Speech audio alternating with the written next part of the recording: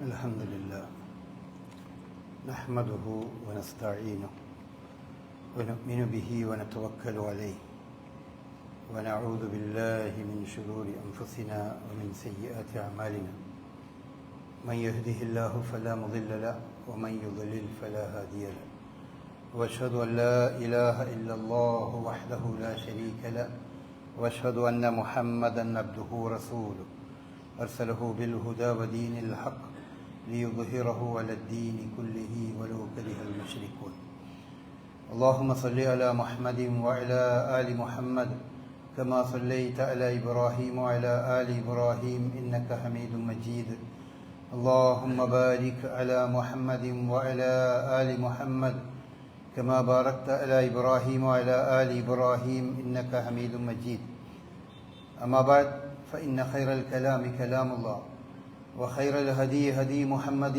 صلى الله عليه وسلم وشر الأمور محدثاتها وكل محدثة بدعة يا أيها الذين آمنوا اتقوا الله حق تقاته ولا تموتن إلا وأنتم مسلمون أعوذ بالله من الشيطان الرجيم بسم الله الرحمن الرحيم أمن هو قانت آناء الليل ساجدا وقائما يحذر الآخرة ويرجو رحمة ربه قل هل يستوي الذين يعلمون والذين لا يعلمون إنما يتذكر أولو الألباب പ്രിയപ്പെട്ട സഹോദരന്മാരെ സഹോദരികളെ, അല്ലാഹു സുബ്ഹാനഹു വ തആലയുടെ വിധിവിലക്കുകൾ സൂക്ഷിച്ചുകൊണ്ട് അവനോട് ഏറ്റവും തഖ്വയുള്ളവരായി ജീവിക്കണം എന്നുണർത്തുകയാണ്. നമ്മളൊക്കെ ഈ ലോകത്തു നിന്ന് വിട പറയുന്ന അന്ത്യനിമിഷത്തെ സംബന്ധിച്ച ഓർമ്മയും ചിന്തയും നമ്മുടെ മുമ്പിൽ എപ്പോഴും പച്ചയായി നിലനിൽക്കേണ്ടതുണ്ട്. നമ്മുടെ കൂട്ടത്തിൽ നിന്ന് ഓരോരുത്തരായി ഈ ലോകത്തോട് വിട പറയുകയാണ്. കഴിഞ്ഞ ആഴ്ചയിൽ നമ്മുടെ പള്ളിയുടെ അയൽവാസിയായ ലൈലാബി മാളിയേക്കൽ അവർ നമ്മോട് വിട പറഞ്ഞു. കഴിഞ്ഞ ദിവസം നമ്മുടെ പൈലറ്റിലെ അർസാത്ത ആരോഗ്യമുണ്ടാകുന്ന സന്ദർഭത്തിലൊക്കെ നമ്മുടെ പള്ളിയിൽ പങ്കെടുത്തിരുന്നവരാണ്. അവരൊക്കെ ഇവിടെ നിന്ന് യാത്ര പോവുകയുണ്ടായി. നമ്മളും അതുപോലെ ഒരു നാൾ ഇവിടെ നിന്ന് പിരിയേണ്ടവരാണ്. അവരെയും നമ്മയൊക്കെ അല്ലാഹു സുബ്ഹാനഹു വ തആല അനുഗ്രഹിക്കുകയും അവൻ്റെ ജന്നാത്തുൽ ഫിർദൗസിൽ ഒരുമിച്ച് കൂട്ടുകയും ചെയ്യുമാറാകട്ടെ. നമ്മുടെ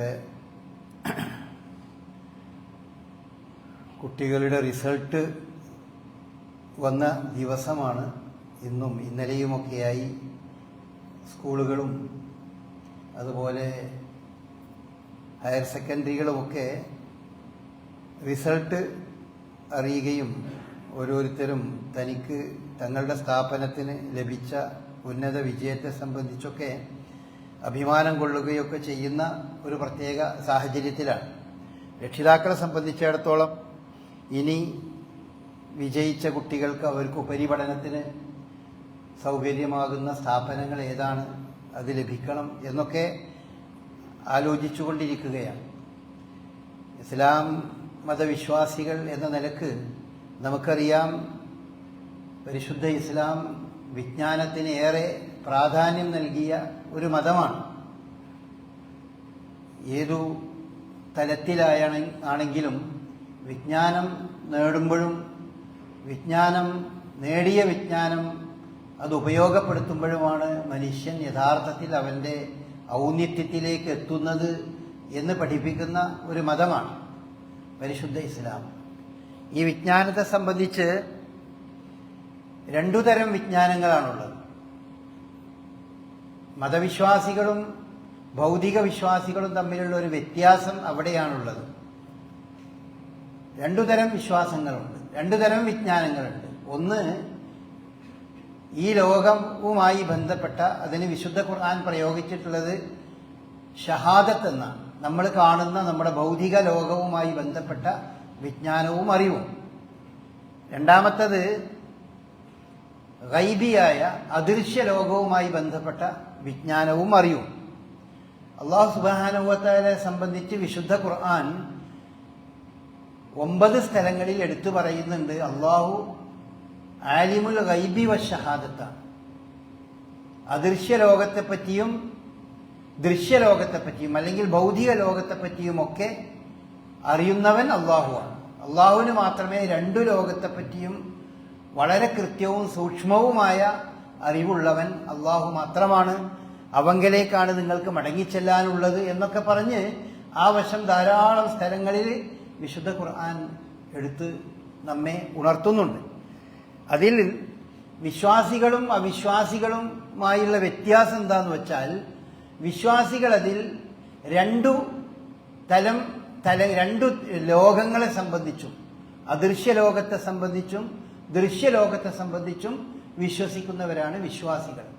എന്നാൽ ഭൗതികവാദികൾ, അവരെ സംബന്ധിച്ചിടത്തോളം അവർ അതിൽ ദൃശ്യലോകത്തെ സംബന്ധിച്ച് ആലമു ഷഹാദയെ സംബന്ധിച്ച് അവരാലോചിക്കുന്നുള്ളൂ, അതിനെ സംബന്ധിച്ച് മാത്രമേ അവർ ചിന്തിക്കുന്നുള്ളൂ. വിശ്വാസികളെ പറ്റി വിശുദ്ധ ഖുർആൻ പറഞ്ഞത് ഹുദല്ലിൽ മുത്തഖീൻ, സൂറത്ത് ബഖറയുടെ തുടക്കത്തിൽ തന്നെ പറഞ്ഞു, അലിഫ് ലാം മീം ദാലിക്കൽ കിതാബു ലാ റൈബ ഫീഹി. ഈ വേദഗ്രന്ഥം വിശുദ്ധ ഖുർആൻ അത് ഒരു സന്ദേഹത്തിനും ഒരു സംശയത്തിനും ഇടമില്ലാത്ത വിധമുള്ള ഒരു വേദഗ്രന്ഥമാണ്. ഹുദല്ലിൽ മുത്തഖീൻ, സൂക്ഷ്മതയോടുകൂടി ജീവിക്കുന്ന ആളുകൾക്ക് അതൊരു സന്മാർഗമാണ്.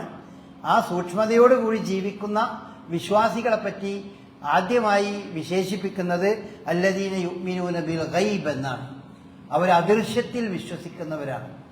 അപ്പം അത് നമ്മെ സംബന്ധിച്ചിടത്തോളം, വിശ്വാസികളെ സംബന്ധിച്ചിടത്തോളം ഏറ്റവും പ്രധാനപ്പെട്ടതും അത് നമ്മുടെ വിശ്വാസം മറ്റുള്ളവരിൽ നിന്ന് നമ്മളെ വ്യത്യസ്തമാക്കുന്നതുമാണ്. ഭൗതിക കാര്യങ്ങളെപ്പറ്റി മാത്രം ആലോചിക്കുന്ന ആളുകൾ ഈ ലോകവും ഈ ലോകത്ത് നടക്കുന്ന കാര്യങ്ങളെപ്പറ്റിയും ഭൗതികപരമായ ജ്ഞാനവും അറിവും അതുമായി ബന്ധപ്പെട്ട എല്ലാ തലങ്ങളെ സംബന്ധിച്ചും വളരെ ആഴത്തിൽ പഠിക്കുകയും മനസ്സിലാക്കുകയും ചെയ്യുന്ന ധാരാളം ആളുകളുണ്ട്. ആ തലങ്ങളിലൊക്കെ അവർ വലിയ ഉന്നതങ്ങളിലെത്തിയവരാണെങ്കിലും ശരി, ഈ പറയുന്ന രണ്ടാമത്തെ തലം ഗൈബ്, അദൃശ്യമായ ഒരു ലോകമുണ്ട് എന്നൊരു വിശ്വാസം ഇല്ലാത്തവരാണ്. നിരീശ്വരവാദികളും അതുപോലെ എക്സ് മുസ്ലിങ്ങൾ എന്ന് പറയുന്നവരൊക്കെ അദൃശ്യമായൊരു ലോകം ഉണ്ട്, അവിടെ ഇന്ന കാര്യങ്ങൾ ഉണ്ട് എന്നൊന്നും അവർ വിശ്വസിക്കുന്നില്ല. അവരുടെ ജീവിതവും വിശ്വാസവും പ്രവർത്തനവും എല്ലാം മരണത്തോടു കൂടി അവസാനിക്കുന്നു. അങ്ങനെയാണ് അവർ വിചാരിക്കുന്നത്. എന്നാൽ വിശ്വാസികളായ നമ്മെ സംബന്ധിച്ചിടത്തോളം നമ്മൾ രണ്ടിനെയും വിശ്വസിക്കുന്നവരാണ്, രണ്ടിനെയും ഉപയോഗപ്പെടുത്തുന്നവരാണ്. അതിൽ രണ്ടാമത്തേതിനെ പറ്റി നമ്മൾക്കുള്ള അറിവ് അത് എന്ത് മാത്രമേ ഉള്ളൂ? അത് വിശുദ്ധ ഖുർആനും സ്വഹീഹായ ഹദീസുകളും നൽകുന്ന അറിവിന്റെ അപ്പുറത്ത് യാതൊന്നും ഈ അദൃശ്യ ലോകത്തെ പറ്റി നമുക്കറിയില്ല. ആലമുൽ ഗൈബിനെ സംബന്ധിച്ച് നമുക്കറിയില്ല. ആ അദൃശ്യ ലോകത്ത് ഉള്ളതിനെ സംബന്ധിച്ച് ഖുർആൻ എന്ത് പറയുന്നു, അതുപോലെ സ്വഹീഹായ ഹദീസിലൂടെ റസൂലുള്ളാഹി സ്വല്ലല്ലാഹി അലൈഹി വസല്ലം എന്ത് നമ്മളെ പഠിപ്പിക്കുന്നു, അത് അതേപടി അങ്ങനെ തന്നെ നമ്മൾ വിശ്വസിക്കുന്നവരാണ് വിശ്വാസികൾ എന്നറിയപ്പെടുന്നവർ. അതുകൊണ്ടാണ് നമ്മൾ സ്വർഗമുണ്ട്, നരകമുണ്ട്, മരണപ്പെട്ടതിന് ശേഷം വിചാരണയുണ്ട്, അതുപോലെ ഉയർത്തെഴുന്നേൽപ്പുണ്ട്, അതുപോലെ മരിച്ചു കഴിഞ്ഞതിന് ശേഷം മനുഷ്യന്റെ ആത്മാവിന് അല്ലെങ്കിൽ മനുഷ്യൻ ഓരോരുത്തർക്കും അനുഭവപ്പെടുന്ന അനുഭവങ്ങളെ സംബന്ധിച്ചൊക്കെ നമ്മൾ വിശ്വസിക്കുകയും അതിനെ മുൻനിർത്തി പ്രവർത്തിക്കുകയും ആ ലോകമാണ് ഏറ്റവും പുണ്യപ്പെട്ട ലോകവും അതാണ് ഏറ്റവും പ്രധാനപ്പെട്ട ജീവിതവും അവിടെയാണ് ഉള്ളത് എന്നൊക്കെ വിശ്വസിക്കുന്നതൊക്കെ നമ്മൾ ഈ ഖുർആനും അതുപോലെ സഹീഹായ ഹദീസുകളും നമുക്ക് പറഞ്ഞു തരുന്നതിന്റെ വെളിച്ചത്തിലാണ്. എന്നാൽ ഒരു ഭൗതികവാദിയെ സംബന്ധിച്ചിടത്തോളം അങ്ങനത്തെ യാതൊരു വിജ്ഞാനവും ആ തലങ്ങളിലുള്ള വിജ്ഞാനം അവർക്ക് ആവശ്യമേ ഇല്ല. അവർക്ക് ഭൗതിക ലോകവുമായി ബന്ധപ്പെട്ട വിജ്ഞാനങ്ങളേ ഉള്ളൂ, മരണം വരെയുള്ള ജീവിതമേ ഉള്ളൂ. അതിനുശേഷം എന്ത് എന്നതിനെപ്പറ്റി അവർ ആലോചിക്കുകയോ അതൊരു വിഷയമായി എടുക്കുകയോ അവർ ചെയ്യുന്നില്ല. അപ്പോൾ നമ്മെ സംബന്ധിച്ചിടത്തോളം ഇത് രണ്ടും വളരെ അത്യാവശ്യമാണ്. മാത്രമല്ല അതിൽ ഏറ്റവും പ്രധാനപ്പെട്ടത് വൈന്നൽ ആഖിറത ലഹിയൽ ഹയവാൻ, ആഖിറത്ത് അതായത് മരണാനന്തര ജീവിതത്തിൽ അതിലാണ് യഥാർത്ഥ ജീവിതം കുടികൊള്ളുന്നതെന്നും അതിനെ ഉപയോഗപ്പെടുത്താനാണ് നമ്മൾ ശ്രമിക്കേണ്ടത് എന്നും വിശ്വസിക്കുന്നവരാണ്. വബ്തഗി ഫീമാ ആതാക അല്ലാഹു ദാറൽ ആഖിറത എന്നാണ് വിശുദ്ധ ഖുർആൻ അതിനെ സംബന്ധിച്ച് സൂചിപ്പിക്കുന്നത്. എന്തൊക്കെ മനുഷ്യന് ലഭിക്കുന്നുണ്ടോ അതുകൊണ്ടൊക്കെ അവൻ ആഖിറത്തിനെ തേടണം എന്നാണ്. അത്രയധികം ഭൗതികവാദികളും നമ്മളും തമ്മിൽ ഈ അറിവിൽ വളരെ വ്യത്യാസമുണ്ട്. ആ അറിവിനനുസരിച്ചുള്ള പ്രവർത്തനത്തിലും വളരെ വ്യത്യാസമുണ്ട്. അപ്പോൾ ഇരു ലോകവുമാണ് നമ്മെ സംബന്ധിച്ചിടത്തോളം ഏറ്റവും പ്രധാനപ്പെട്ട സംഗതി. അത് അടിസ്ഥാനപരമായി നമ്മൾ മനസ്സിലാക്കുമ്പോൾ നമ്മുടെ വിജ്ഞാനങ്ങൾ, അത് ഏത് വിജ്ഞാനത്തിനും പരിശുദ്ധ ഇസ്ലാം അത് വളരെ പ്രാധാന്യം നൽകുന്നുണ്ട്. അത് ഭൗതിക വിജ്ഞാനമാണെങ്കിലും അല്ലെങ്കിൽ ആത്മീയ ജ്ഞാനമാണെങ്കിലും അതിനൊക്കെ അതിൻ്റെതായ പ്രാധാന്യമുണ്ട്. പക്ഷേ ഏത് വിജ്ഞാനമാണെങ്കിലും അവൻ ഈ രണ്ടാമത് പറഞ്ഞ ആത്മീയമായ അല്ലെങ്കിൽ അദൃശ്യമായ മരണാനന്തരവുമായി ബന്ധപ്പെട്ട വിജ്ഞാനത്തിലേക്ക് അവനെ വഴി നടത്തുമ്പോഴേ അവൻ യഥാർത്ഥ അറിവാളൻ, അറിവുള്ളവനാകുള്ളൂ. അല്ലാത്തവനെ പറ്റി വിശുദ്ധ ഖുർആന്റെ ഭാഷയിൽ അവർ യഥാർത്ഥത്തിൽ അറിവുള്ളവരല്ല എന്നാണ്. ശരിക്കും അറിവുള്ള ഒരാളാണെങ്കിൽ അവൻ പരലോകത്തെ പറ്റിയും അതിനെപ്പറ്റിയൊക്കെ ചിന്തിക്കുമായിരുന്നു എന്നാണ്. വിശുദ്ധ ഖുർആൻ സൂറത്ത് സുമറിലെ 9-ാമത്തെ ആയത്താണ് ഞാൻ ഓതിയിട്ടുള്ളത്. അതിൽ പറയുന്നത് അമ്മൻ ഹുവ ഖാനിതുൻ ആനാ അൽ-ലൈലി. വിശുദ്ധ ഖുർആൻ ചോദിക്കാണ്, രാത്രിയുടെ അന്ത്യയാമങ്ങളിൽ സുജൂദിൽ കിടന്നുകൊണ്ട് വിനയാന്വിതനായി പ്രാർത്ഥിക്കുന്ന ഒരാൾ, വ ഖായിമൻ അതുപോലെ എഴുന്നേറ്റ് നിന്ന് നമസ്കരിക്കുകയൊക്കെ ചെയ്യുന്ന ഒരാൾ, യഹ്ദറുൽ ആഖിറത ആഖിറത്തിനെ സംബന്ധിച്ച് പരലോകത്തെപ്പറ്റി ജാഗ്രത പുലർത്തുന്ന ഒരാൾ, വയർജു റഹ്മത റബ്ബിഹി തന്റെ രക്ഷിതാവിന്റെ കാരുണ്യത്തെ പ്രതീക്ഷിച്ചുകൊണ്ടിരിക്കുന്ന ഒരാൾ, അയാൾ അതൊന്നും ഇല്ലാത്ത ഒരാളുമായി എങ്ങനെയാണ് തുല്യമാവുക എന്നാണ് ഖുർആൻ ചോദിക്കുന്നത്. അപ്പോൾ പരലോകത്തെ പറ്റിയുള്ളൊരു ജാഗ്രത, രാത്രിയിൽ അള്ളാഹുവെ ഓർത്തുകൊണ്ട് എഴുന്നേറ്റ് നമസ്കരിക്കുന്ന, അതുപോലെ തന്നെ അവൻ രാത്രിയിൽ സുജൂദിൽ കിടന്ന് നിൽക്കുന്ന, ഇതൊന്നും ഒരു ഭൗതികവാദിയെ സംബന്ധിച്ച് ഇതൊന്നും ആവശ്യമില്ല. എന്തിനാണ് അയാൾ രാത്രിയിൽ ഇങ്ങനെ പ്രാർത്ഥിക്കുന്നത്? പ്രാർത്ഥന എന്ന് പറഞ്ഞത് തന്നെ വിശ്വാസിയല്ലാത്ത ഭൗതികവാദികളെ സംബന്ധിച്ചിടത്തോളം ഒന്നുമല്ല, അതിനൊരു പ്രസക്തിയുമില്ല. രാത്രി എഴുന്നേറ്റ് നിസ്കരിക്കുകയോ പ്രാർത്ഥിക്കുകയോ മറ്റു കാര്യങ്ങളോ ചെയ്യുന്നതിലൊന്നും ഒരർത്ഥമില്ല. പിന്നെ ആഖിറത്തിനെ സംബന്ധിച്ചൊരു ജാഗ്രത അവർക്ക് പുലർത്തേണ്ടതില്ല. കാരണം അങ്ങനെ ഒന്നും തന്നെ ഇല്ല എന്ന് വിശ്വസിക്കുന്ന ആളുകളാണ്. അപ്പൊ പിന്നെ അതിനെപ്പറ്റി എന്തിനാണ് ആഗ്രഹിക്കുന്നത് എന്നാണ്. അള്ളാഹുവിന്റെ റഹ്മത്ത് പ്രതീക്ഷിച്ചുകൊണ്ടിരിക്കുക എന്ന് പറഞ്ഞതും ഒരു ഭൗതികവാദിയെ സംബന്ധിച്ചിടത്തോളം പ്രസക്തമല്ല. കാരണം അള്ളാഹു തന്നെ ഉണ്ടോ ഇല്ലേ എന്ന് സംശയിച്ചുകൊണ്ടിരിക്കുന്ന ആളുകളാണ്. ഇനി ഉണ്ടെങ്കിൽ തന്നെ അവർ നമ്മളുമായി അങ്ങനെ ബന്ധമല്ല എന്നൊക്കെ വിശ്വസിക്കുന്ന ആ രീതിയിൽ ജീവിക്കുന്ന ആളുകളെ പറ്റിയല്ല. അങ്ങനെയല്ലാതെ ഈ രീതിയിൽ ജീവിക്കുന്ന ആളുകളെ സംബന്ധിച്ചാണ് വിശുദ്ധ ഖുർആൻ ഇവർ പറയുന്നത് അവരാണ് വിജ്ഞാനമുള്ളവർ. എന്നിട്ട് ചോദിക്കുന്നു, ഹൽ യസ്തവില്ലദീന യഅലമൂൻ വല്ലദീന ലാ യഅലമൂൻ. ഇങ്ങനെയൊക്കെ ജീവിക്കുന്ന വിജ്ഞാനമുള്ള ആളുകളും വിജ്ഞാനമില്ലാത്ത ആളുകളും തമ്മിൽ തുല്യമാകുമോ എന്നാണ് വിശുദ്ധ ഖുർആൻ ചോദിക്കുന്നത്. അപ്പൊ ഇതാണ് വിജ്ഞാനത്തിന്റെ, ഒരാൾക്ക് അറിവുണ്ടാകണമെങ്കിൽ ആ അറിവിന്റെ ഏറ്റവും ഉന്നതമായ തലം, ആ അറിവോട് കൂടി അവൻ ഈ പറഞ്ഞ ബോധവും അവന്റെ മനസ്സിൽ ഉണ്ടാകേണ്ടതുണ്ട്. വൈന്നമാ യതദക്കറു ഉലുൽ അൽബാബ്. മാത്രമല്ല ഇത്തരം ബോധവും ചിന്തയും അത് നല്ല ബുദ്ധിയുള്ള ആളുകൾക്ക് ഉണ്ടാവുള്ളൂ. അപ്പൊ ഈ ബോധവും ചിന്തയും ഇല്ലാത്ത ആളുകളെ സംബന്ധിച്ച് വിശുദ്ധ ഖുർആന്റെ ഭാഷയിൽ അവര് ബുദ്ധിയുള്ളവരല്ല എന്നാണ്. അപ്പൊ നമ്മളുടെ ഭാഷയിൽ, സാധാരണ മനുഷ്യരുടെ ഭാഷയിൽ ബുദ്ധിമാൻ എന്ന് പറഞ്ഞാൽ അതിനൊരു തലമുണ്ട്, ഒരർത്ഥമുണ്ട്. പക്ഷേ ഇസ്ലാമിന്റെ സാങ്കേതികമായ അർത്ഥത്തിൽ മരണാനന്തരം ജീവിതം തന്നെ അല്ല എന്ന് വിശ്വസിക്കുന്ന ആളെ സംബന്ധിച്ചിടത്തോളം അതൊരു ബുദ്ധിമാനാണ് എന്ന് പറയാൻ പറ്റില്ല എന്നാണ്. അങ്ങനെയാണ് വിശുദ്ധ ഖുർആൻ നമ്മെ പഠിപ്പിക്കുന്നത്. അപ്പൊ നമ്മെ സംബന്ധിച്ചിടത്തോളം നമ്മുടെ കുട്ടികൾ ഇനി അവർ ഉപരിപഠനത്തിലേക്ക് പോവുകയാണ്. അപ്പോൾ ഈ ഒരു തരത്തിൽ നിന്ന് അവരൊരിക്കലും മാറിപ്പോകാതിരിക്കാനുള്ള ഒരു ജാഗ്രത രക്ഷിതാക്കൾ എന്നുള്ള നിലക്ക് നമ്മുടെ മുമ്പിൽ എപ്പോഴും ഉണ്ടാകണം. രക്ഷിതാക്കൾ ഒരുപാട് കാര്യങ്ങൾ ശ്രദ്ധിക്കണം. നമ്മുടെ കുട്ടികളെ അടുത്ത ഏത് സ്ഥാപനങ്ങളിലേക്ക് ചേർക്കുമ്പോഴും അതിനെപ്പറ്റി ആലോചിക്കുമ്പോഴൊക്കെ കൂടിയാലോചിക്കുമ്പോഴൊക്കെ അവർ വളരെ ശ്രദ്ധിക്കേണ്ട ഒരു കാലമാണ്. ആ രീതിയിലൊരു വിദ്യാഭ്യാസ സമ്പ്രദായമാണ് നമ്മുടെ വിദ്യാഭ്യാസ സ്ഥാപനങ്ങളിൽ നിന്ന്. പ്രത്യേകിച്ചും ഭൗതിക തലങ്ങളെപ്പറ്റി ഭൗതിക വിദ്യാഭ്യാസ സ്ഥാപനങ്ങളിൽ നിന്നൊന്നും ഈ രണ്ടാമത് പറഞ്ഞ വിജ്ഞാനം അവർക്ക് ലഭിക്കൂല. രണ്ടാമത് പറഞ്ഞ മരണാനന്തര ജീവിതവുമായി ബന്ധപ്പെട്ട കാര്യങ്ങളെ സംബന്ധിച്ചിടത്തോളം അറിവുകൾ നമ്മളുടെ ഔദ്യോഗിക വിദ്യാഭ്യാസ സ്ഥാപനങ്ങളിൽ നിന്ന് സാധാരണ രീതിയിൽ അവർക്ക് ലഭിക്കുകയില്ല. അപ്പൊ അത് പിന്നെ അവർക്ക് ഉണ്ടാകണമല്ലോ, അതവർക്ക് ഉണ്ടാകണം. അപ്പൊ അവര് ഭൗതികമായ ഏത് തലങ്ങളിലേക്ക് പോകുമ്പോഴും ആ കാര്യം ഉണ്ടാക്കുന്ന വിഷയം, അതിനെ സംബന്ധിച്ച് അവർക്ക് നല്ല ബോധവും ധാരണയും പഠനവും ഒക്കെ നടത്തി ഉണ്ടാകുന്ന കാര്യം, ആ ഉത്തരവാദിത്തം അത് സ്കൂളുകളെ ഏൽപ്പിച്ചിട്ട് കാര്യമില്ല. സ്കൂളുകളിൽ നിന്ന് അത് നമുക്ക് കിട്ടില്ല. അതുപോലെ കോളേജുകളിൽ നിന്ന് നമുക്കത് ലഭിക്കുന്നില്ല.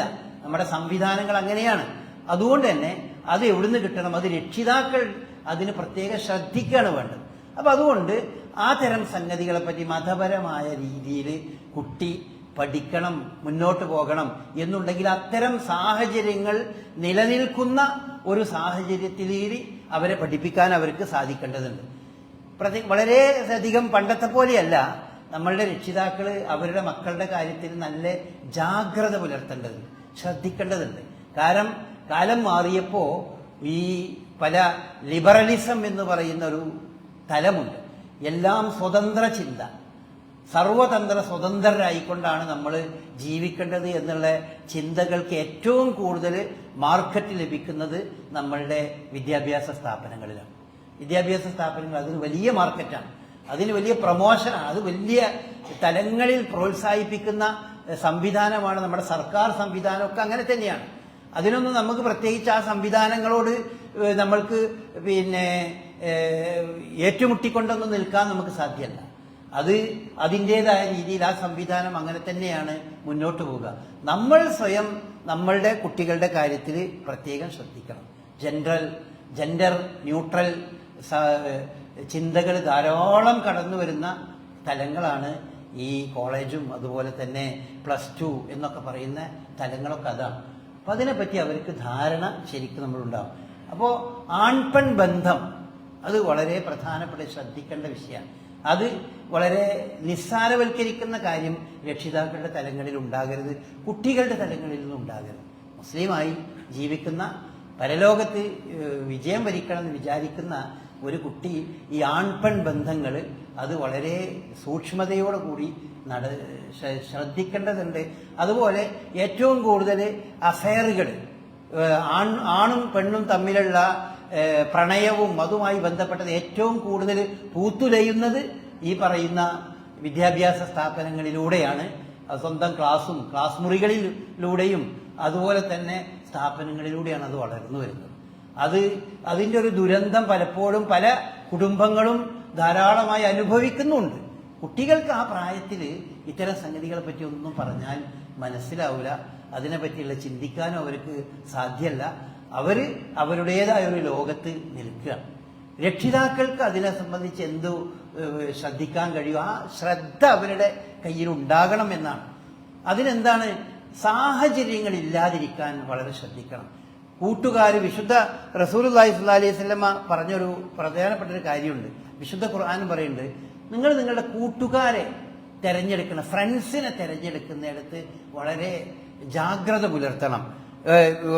അൽ മർഉ അലാ ദീനി ഖലീലിഹി ഫൽയൻദുർ അഹദുക്കും മിൻ മൻ യുഖാലിലു. റസൂലുള്ളാഹി പറഞ്ഞു, ഓരോരുത്തരും ഏത് മനുഷ്യനും അവനവന്റെ ഫ്രണ്ട്സിന്റെ രീതിക്കനുസരിച്ച് മുന്നോട്ട് പോകുന്നവരാണ്. അതുകൊണ്ട് തൻ്റെ ഫ്രണ്ട്സ് ആകേണ്ടത്, തൻ്റെ കൂട്ടുകാരൻ ആരാകണം എന്നുള്ളിടത്ത് വളരെ ജാഗ്രത പുലർത്തുക എന്ന് റസൂലുള്ളാഹി സ്വല്ലല്ലാഹി അലൈഹി വസല്ലമ ഉണർത്തുന്നുണ്ട്. തന്നെ നന്മയിലേക്ക് നയിക്കുന്ന ഒരു കൂട്ടുകെട്ട് ആണ് ഓരോ വിദ്യാർത്ഥിനിയും സ്കൂളുകളിലും കോളേജുകളിലൊക്കെ ഉണ്ടാകുന്നത്. തനിക്ക് നന്മ തരുന്ന, എന്നാൽ തനിക്ക് തിന്മ നൽകാനായി ധാരാളം തലങ്ങളിലുണ്ട്. ഈ തിന്മ എന്ന് പറയുന്നത് ചിലപ്പോൾ തന്നെ നശിപ്പിക്കുന്ന രീതിയിലുള്ള തിന്മകളാണ് പലപ്പോഴും നമ്മൾക്ക് ഈ സ്ഥാപനങ്ങളിൽ കാണാൻ കഴിയുന്നത്. പരലോകവുമായി ബന്ധപ്പെടുകയാണെങ്കിൽ ഈ കൂട്ടുകാരെ സംബന്ധിച്ച് ഒരുപാട് വിശുദ്ധ ഖുർആൻ തന്നെ പറഞ്ഞിട്ടുണ്ട്. അല്ലാ യാ വൈലതാ ലം അത്തഖിദ് ഫുലാനൻ ഖലീല എന്നൊക്കെ വിലപിക്കുന്ന ഒരവസ്ഥ പരലോകത്തെത്തുമ്പോൾ എത്തും. ഇന്ന ആളെ ഞാൻ കൂട്ടുകാരനായി സ്വീകരിക്കാതിരുന്നെങ്കിൽ എത്ര നന്നായിരുന്നേനെ, അവനാണല്ലോ എന്നെ ഇങ്ങനെ പേപ്പിച്ചു കളഞ്ഞത് എന്ന് പരലോകത്തെത്തുമ്പോൾ വിലപിക്കുന്ന അവസ്ഥകൾ ഉണ്ടാകാൻ പോകുന്നുണ്ട് എന്നൊക്കെ വിശുദ്ധ ഖുർആൻ നമുക്ക് പറഞ്ഞു തരുന്നുണ്ട്. അപ്പോൾ അത് വളരെ ശ്രദ്ധിക്കണം. നമ്മളുടെ കുട്ടികൾ മനസ്സിലാക്കേണ്ട ഒരു കാര്യം, പ്രത്യേകിച്ച് രക്ഷിതാക്കളും, ഈ പ്രായം എന്ന് പറയുന്നത് നമുക്ക് ഏറ്റവും പഠിക്കേണ്ട പ്രായമാണ്. ഈ പ്രായത്തിൽ പഠിക്കുക, പഠനം, അതുപോലെ അതിനുവേണ്ടി സമയം ചെലവഴിക്കുക എന്നുള്ളതാണ് ഏറ്റവും അധികം ശ്രദ്ധിക്കേണ്ടത്. കാരണം അതിൽ പഠനത്തിൽ നിന്ന് ഈ പ്രായത്തിലും ഈ സ്കൂൾ കോളേജ് +2 ലെവലിലൊക്കെ പഠിക്കുമ്പോൾ പഠിക്കുന്ന കാര്യത്തിലൊന്നും ശ്രദ്ധ ഇല്ലാതെ അങ്ങനെ നടന്നാൽ അത് ഭാവിയിൽ ആ മനുഷ്യന്, ആ കുട്ടിക്ക് ഭാവിയിൽ അതിന്റെ ദുരന്തം അനുഭവിക്കേണ്ടി വരും. അത് അവരെ സംബന്ധിച്ചിടത്തോളം വളരെ പ്രയാസം ഉണ്ടാവും. അപ്പൊ നമ്മൾ പല നിലക്കും ആലോചിച്ച് നോക്കേണ്ടി. നമ്മളുടെ ഈ ചെറുപ്പകാലത്ത്, നമ്മളുടെ ഈ ചെറുപ്രായത്തിൽ നമ്മൾ കഠിനാധ്വാനം ചെയ്താൽ പ്രായമാകുമ്പോൾ നമുക്ക് വിശ്രമിച്ചുകൊണ്ട് ആശ്വാസത്തോടു കൂടി ജീവിക്കാൻ കഴിയും. അതൊരു അറബി ചൊല്ലാണ്. ചെറുപ്രായത്തിൽ കഠിനാധ്വാനം ചെയ്യുന്നവന് പ്രായമാകുമ്പോൾ ആശ്വാസത്തിൽ ജീവിക്കാൻ കഴിയും. അത് വളരെ ശരിയാണ്.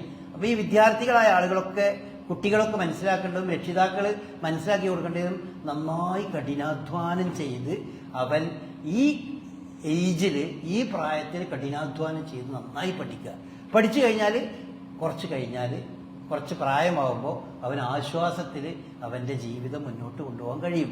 കാരണം ജീവസന്ധാരണത്തിന് വേണ്ടിയുള്ള വഴികളൊക്കെ അവൻ്റെ മുമ്പിൽ തുറന്നു കിട്ടും. അങ്ങനെയാകുമ്പോൾ അവന് പ്രയാസരഹിതമായി ജീവിക്കാൻ കഴിയും. നേരെ മറിച്ച് ഈ പ്രായത്തിൽ ഒന്നും ശ്രദ്ധിക്കാതെ, പഠനത്തിനൊന്നും ശ്രദ്ധിക്കാതെ കൂട്ടുകാരും സ്നേഹിതന്മാരും ആയിക്കൊണ്ട് അങ്ങനെ സമയം കഴിച്ചു കഴിഞ്ഞാലോ കാലാകാലവും ഈ പ്രയാസത്തോടെ തന്നെ ജീവിക്കേണ്ട അവസ്ഥയായിരിക്കും അവനുണ്ടാകുക. അപ്പം അത് നമ്മളെ കുട്ടികൾ ശരിക്കും ഉൾക്കൊള്ളേണ്ടതുണ്ട്. നിങ്ങളുടെ ഈ +2 അതുപോലെ കോളേജ് തലത്തിലാണ് നിങ്ങൾക്ക് ഭാവിയിൽ ആശ്വാസത്തോടു കൂടി, അതുപോലെ തന്നെ വളരെ സന്തോഷത്തോടു കൂടി നിങ്ങൾക്ക് ഭാവിയിൽ നിങ്ങൾക്കൊരു ജീവിതം നയിക്കണം നിങ്ങൾ ആഗ്രഹിക്കുന്നുണ്ടോ എങ്കിൽ ഇപ്പോൾ ഈ സമയത്ത് നിങ്ങൾ കഠിനാധ്വാനം ചെയ്യണം. ഈ സമയത്ത് മറ്റേതിനേക്കാളും പഠനത്തിന് പ്രാധാന്യം നൽകണം. ഇപ്പോൾ നന്നായി പഠിക്കുകയും വ്യത്യസ്ത തലങ്ങളിൽ, ഈ കാലഘട്ടത്തിന്റെ പ്രത്യേകത എന്താണെന്ന് നമുക്കൊക്കെ അറിയുന്നതാണ്. പല രീതിയിലുള്ള പഠനത്തിനുള്ള സൗകര്യങ്ങളും നമ്മുടെ മുമ്പിൽ തുറന്നു നിൽക്കുന്ന ഒരു കാലമാണ്. ഈ പല ആളുകളുടെയൊക്കെ ധാരണ, ഇപ്പോഴും ആ ധാരണയിലാണ് പല ആളുകളും. ഈ എഞ്ചിനീയറിങ്ങും അതുപോലെ ഡോക്ടറും, ഈ 2 സാധനമേ മനുഷ്യന് പഠിക്കാനുള്ളൂ എന്ന് വിചാരിക്കും. ആളുകളുടെയൊക്കെ ആറ്റിറ്റ്യൂഡ്, ആളുകളുടെ രക്ഷിതാക്കളുടെയൊക്കെ നിലപാട് പലപ്പോഴും കാണുന്നത്. എഞ്ചിനീയേഴ്സിനെ കൊണ്ട് നാട്ടിൽ യഥാർത്ഥത്തിൽ എവിടെ നോക്കിയാലും എഞ്ചിനീയേഴ്സാണ്. ബിടെക് എന്ന് പറഞ്ഞതാണ് നാട്ടിലുള്ളത്. ഈ കുറച്ചുകൂടി കഴിഞ്ഞാൽ ഈ പറഞ്ഞ രീതിയിൽ ഈ ഡോക്ടേഴ്സ് നല്ലതും നാട് മുഴുവൻ ഡോക്ടേഴ്സും ആയിരിക്കും. അപ്പോ ഈ ഒരു തൊഴിലിന് നമ്മൾക്ക് അതിൽ നിന്ന് പ്രതീക്ഷിക്കുന്ന കാര്യങ്ങളിലേക്ക് അത് എത്താൻ കഴിയില്ല. ഇതല്ലാത്ത ഒരുപാട് മേഖല ഈ ആധുനിക കാലം നമുക്ക് തുറന്നിട്ട് തരുന്നുണ്ട്. അതിനെപ്പറ്റിയൊക്കെ നല്ല താല്പര്യം എങ്ങനെയാണല്ലോ അതിനെപ്പറ്റിയൊക്കെ മനസ്സിലാക്കി അറിഞ്ഞ് അതിനെപ്പറ്റി അറിയുന്ന വിദഗ്ധരോട് കൂടിയാലോചിച്ച് ഏതാണ് തൻ്റെ അഭിരുചിക്കനുസരിച്ച പഠനം തന്നെ എല്ലാവർക്കും ഈ പറഞ്ഞ രീതിയിലുള്ള ഈ 2 അല്ലെങ്കിൽ അതുമായി ബന്ധപ്പെട്ട ഇതിൽ തന്നെയല്ല എല്ലാ കുട്ടികൾക്കും പോകാൻ കഴിയുക. രക്ഷിതാക്കളും ശ്രദ്ധിക്കേണ്ട ഒരു സംഗതിയുണ്ട്. കുട്ടിക്ക് താല്പര്യം എന്ന് പറഞ്ഞാൽ അവർ വെറുതെ കൂട്ടുകാർക്കനുസരിച്ച് താല്പര്യം പറയും. ഈ കൂട്ടുകാരൻ അവിടെയാണെങ്കിൽ ഞാനും അവിടെ. അങ്ങനെയല്ല. ഒരു കുട്ടിക്ക് എന്താണ് പഠിക്കാൻ കഴിയുക എന്നുള്ളത് ആ കുട്ടിയെ വിദഗ്ധരുടെ മുമ്പിൽ ഇരുത്തിയാൽ അവർക്ക് മനസ്സിലാക്കാൻ പറ്റും. ഏത് വഴി, ഭാഷയാണോ, അതല്ല മാത്തമാറ്റിക്സ് ആണോ, അതല്ല സയൻസ് ആണോ, അതൊന്നുമല്ലാതെ വേറെ ഏതെങ്കിലും ടെക്നിക്കലായിട്ടുള്ള സംഗതിയാണോ എന്നൊക്കെ മനസ്സിലാക്കാൻ കഴിയും ഈ പ്രായത്തുമ്പോൾ. അത് മനസ്സിലാക്കിയിട്ട് ആ വഴിയിലേക്ക് അവരെ നമ്മൾ തിരിച്ചു വിടുകയാണെങ്കിൽ തീർച്ചയായും അവർക്ക് അതിൽ വലിയ ഉയരങ്ങളിലേക്ക് എത്താൻ കഴിയും. അപ്പോൾ വാപ്പാരിമാരും ഒരു വലിയ ആഗ്രഹം എന്നതിനേക്കാൾ ഉപരി ആ കുട്ടിക്ക് മുന്നോട്ട് പോകാൻ കഴിയുന്ന വിജ്ഞാന ശാഖ ഏതാണ് എന്ന് കണ്ടെത്തി അതിലൂടെ ആ കുട്ടിയെ മുന്നോട്ട് കൊണ്ടുപോകാൻ രക്ഷിതാക്കൾ ശ്രമിക്കുകയാണ് വേണ്ടത്. അല്ലാതെ അവർ നേരത്തെ തന്നെ ഒരു സ്വപ്നം കണ്ടിട്ട് ആ സ്വപ്നത്തിലേക്ക് എത്താൻ കഴിയാത്ത കുട്ടിനെ പിടിച്ചു വലിച്ച് കൊണ്ടുപോകുക എന്ന് പറഞ്ഞത് ഈ കാലത്ത് പ്രത്യേകിച്ചും അതിനൊരു വലിയ മോശമായ ഫലമാണ് അതിനെ സംബന്ധിച്ചിടത്തോളം ഉണ്ടാകുക. പിന്നെ പെൺകുട്ടികളെ സംബന്ധിച്ച് നമ്മൾ ശ്രദ്ധിക്കേണ്ട സംഗതി, ഈ കാലത്ത് പ്രത്യേകിച്ച് ഈ സ്കൂൾ കോളേജ് തലത്തിലെ കുട്ടികൾ ഈ തല മറക്കുക എന്ന് പറഞ്ഞത് ഒരു മുസ്ലിം പെൺകുട്ടിയുടെ നിർബന്ധ കാര്യമാണെന്നുള്ളത് നമ്മുടെ സമൂഹത്തിൽ നിന്ന് മെല്ലെ മെല്ലെ പോവാണ്. ഇപ്പോൾ പല A+ ഒക്കെ ധാരാളം കിട്ടിയ സ്കൂളുകളുടെ ഒക്കെ ഫോട്ടോസ് നമ്മൾ എടുത്താൽ ഒരു 4-5 കൊല്ലം മുമ്പുണ്ടായിരുന്ന മുസ്ലിം സ്കൂളുകളുടെ ഫോട്ടോയും ഇന്ന് കാണുന്ന മുസ്ലിം സ്കൂളുകളുടെ ഫോട്ടോയിലും കാണുന്ന മുസ്ലിം പെൺകുട്ടികളുടെ ഡ്രസ്സിങ്ങിന് ഭയങ്കര വ്യത്യാസം. സകലവും കഴുത്തിലൊരു ഷാള് തെറ്റി തലമുടി പുറത്ത് കാണിച്ചുകൊണ്ടുള്ള രീതിയാണ്. യഥാർത്ഥത്തിൽ ഇപ്പോ അധിക പെൺകുട്ടികളും അങ്ങനെ തന്നെയാണ്. പണ്ട് തലമുടി കാണിക്കാൻ പാടില്ല, അത് പാടില്ലാത്ത സംഗതിയാണ്. നമുക്കിപ്പോ മിമ്പറിൽ വെച്ചൊക്കെ കൃത്യമായി നിങ്ങൾക്ക് പറഞ്ഞു തരേണ്ട വിഷയമാണല്ലോ അത്. രക്ഷിതാക്കൾക്കും ഉമ്മാർക്കും കുട്ടികൾക്കും പറഞ്ഞു കൊടുക്കേണ്ട സംഗതിയാണല്ലോ. പെൺകുട്ടികൾ പ്രായപൂർത്തിയായി കഴിഞ്ഞാൽ പുറത്തേക്ക് അവർ പോകുമ്പോൾ അന്യരായ ആളുകളുടെ മുമ്പിൽ ഇരിക്കുമ്പോൾ അവരുടെ തലമുടി അവർ മറക്കേണ്ടതാണ്. ആ മറക്കേണ്ടതാണ് എന്നുള്ളത് മാറിയിട്ട് ഇപ്പൊ മുഴുവൻ കഴുത്തിലൂടെ ഒരു ഷാള് ചുറ്റുന്നത് ഒരു സംവിധാനത്തേക്ക് പോവാണ്. മുസ്ലിം കുട്ടികൾ കഴുത്തിലൂടെ ഷാള് ചുറ്റുന്നതാണ്. കുറച്ചും കൂടി കഴിഞ്ഞാൽ ആ ഷാളും എല്ലാം കഴിഞ്ഞു പോകും. അപ്പൊ സാധാരണ മറ്റുള്ളവരെ പോലെ തന്നെ ആകും. അപ്പൊ അത് നമ്മൾ ജാഗ്രതയോടെ ശ്രദ്ധിക്കേണ്ട വിഷയമാണ്. അത് കോളേജിലാണെങ്കിലും സ്കൂളിലാണെങ്കിലും ഒക്കെ എല്ലാറ്റിലും ആ ഒരു തലം നമ്മൾ ശരിയായി മനസ്സിലാക്കണം. പിന്നെ ഈ സ്കൂളുകളിലും കോളേജിലൊക്കെ യൂണിഫോം എന്ന് പറയുന്നത് അത് കുട്ടികളിൽ ഒരു സമഭാവന ഉണ്ടാകാൻ വേണ്ടിയാണ്.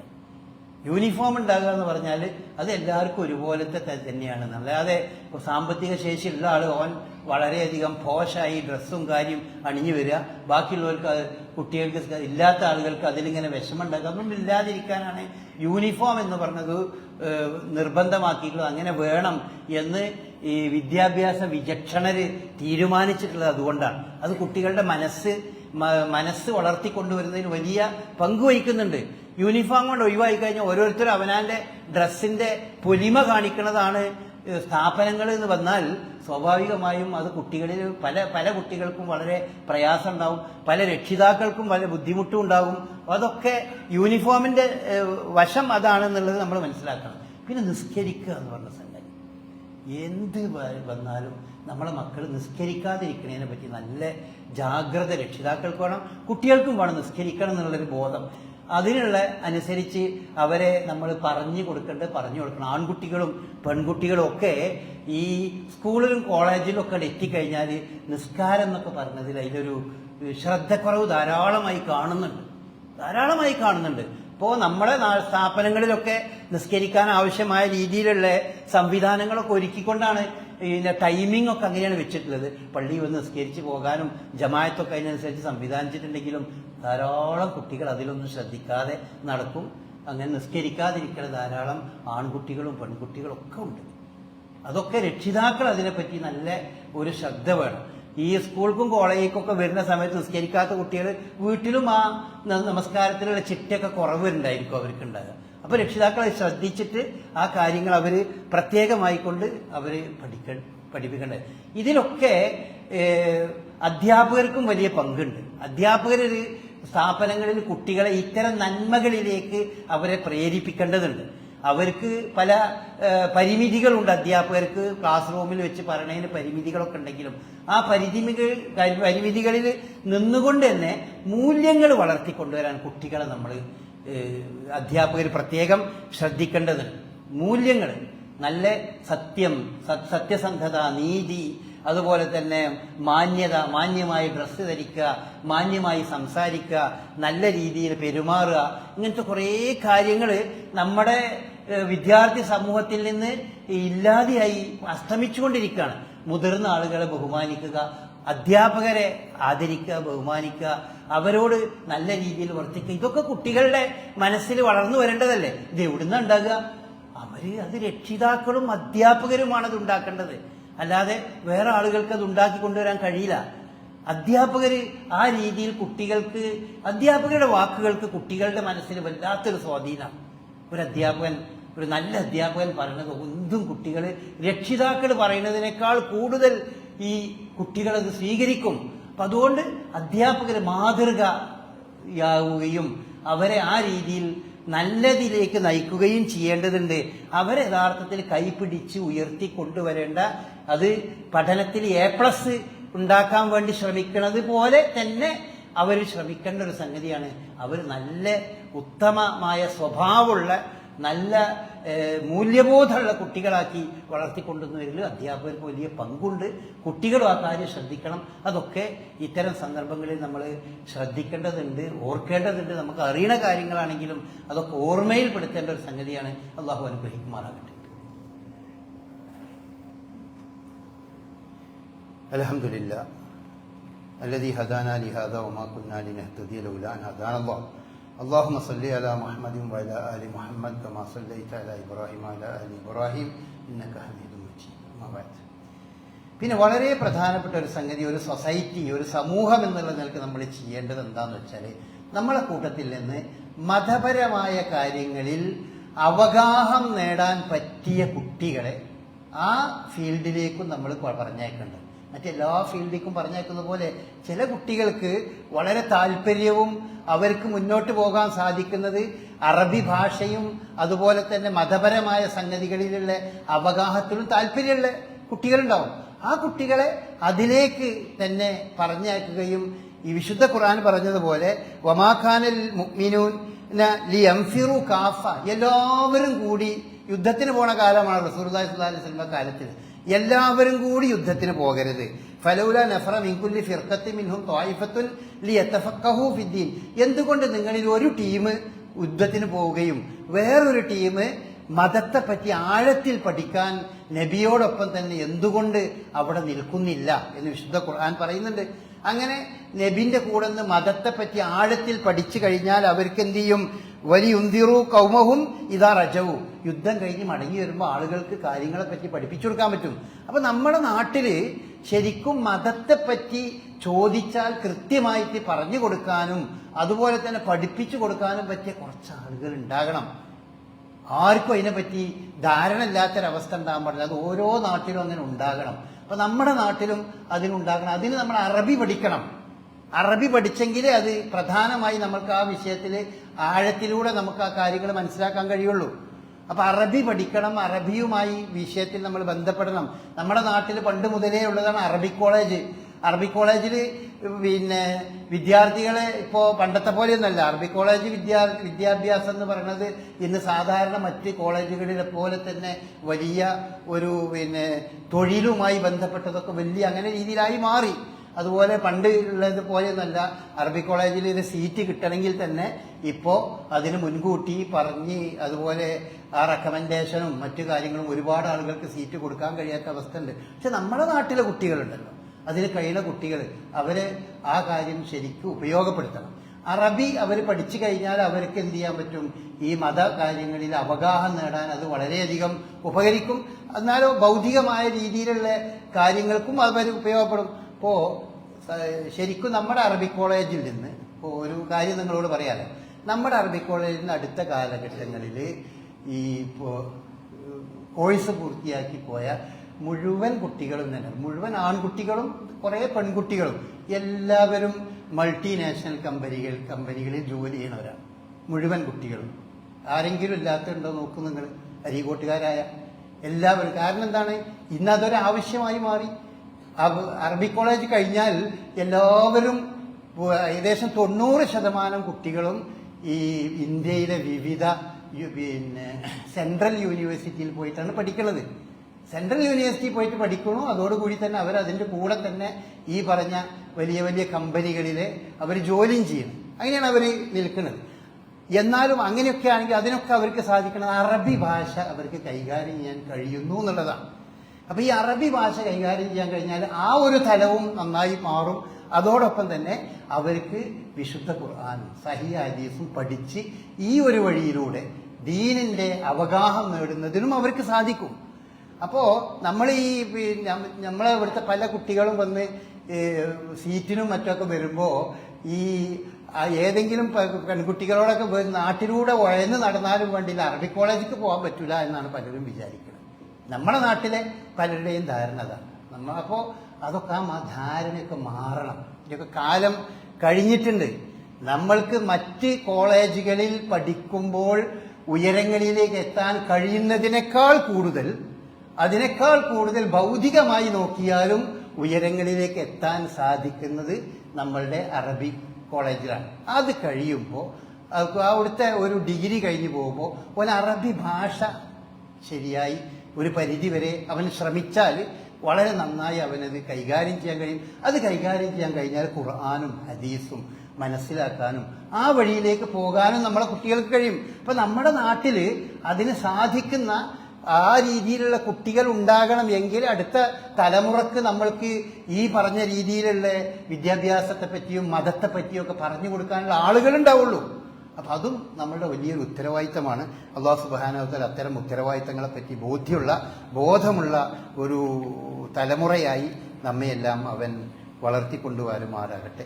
നമ്മുടെ നാട്ടിൽ നമ്മുടെ മക്കളിലൂടെ നമ്മുടെ നാട്ടിനും നമ്മുടെ വീട്ടിനും അതുപോലെ എല്ലാവർക്കും നന്മ ലഭിക്കുന്ന ഒരു വിദ്യാഭ്യാസം നേടാനുള്ള തൗഫീഖ് അല്ലാഹു പ്രദാനം ചെയ്യുമാറാകട്ടെ.